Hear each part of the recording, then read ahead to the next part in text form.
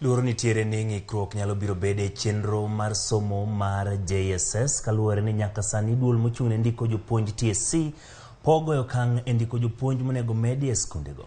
Riwruok mar jopuonj mar NAT wacho ni pok giyudo duoko makare ewi ndiko jopuonj kowuok kuom TSC. Ma ka bende kwan jopuonjre madirom 200,000 pok odonjo e skunde mag Junior Sekondar.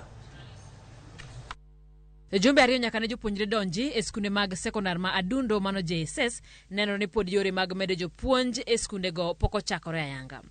Jagoro maduong' mar riwruok mar jopuonj NAT Collins Oyum wacho ni ka nyaka sani pok giyudo duoko makare kowuok kuom duol mandiko jopuonj Teacher Service Commission ewi jopuonj mane onego medi e skundego. Ka okwayo Teacher Service Commission mondo oru chenro mandiko jopuonj mondo somo e JSS ochakre. You said you're mapping out. Let us not take time, because we want learners to commence learning as soon as yesterday. The fact that you posted a few to junior secondary is not enough. And as you promised, let us have the primary school teachers who have qualified proceed to junior secondary. Oyum bende koro kwayo jotend sikunde mag primar ma bende motelo ne sikunde mag JSS mondo kony TSC e chenro mar yudo jopuonj molony manyalo puonjo JSS e skundegi. We are encouraging heads of primary schools who also head junior secondary schools. Can you start arranging for these teachers so that Teacher Service Commission does not take a lot of time saying that they are actually mapping out?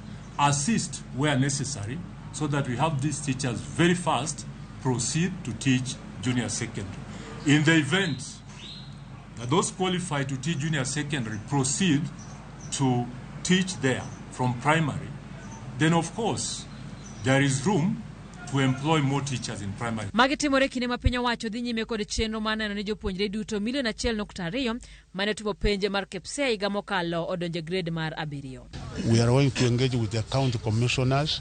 We have the chiefs, the assistant chiefs mopping up so that we ensure 100% to our junior secondary school, because we are at 95% nationally, but in Kware and Kirifi, we find that there's almost 30% also who have not gone to junior secondary school. E chakruok mar JSS TSC no oro mana japuonj achiel e skul ka subjects mitimo e JSS gin 14.